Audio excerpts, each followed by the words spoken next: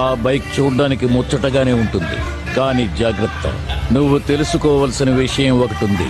నువ్వు రైడర్వి, గోస్ట్ రైడర్వి.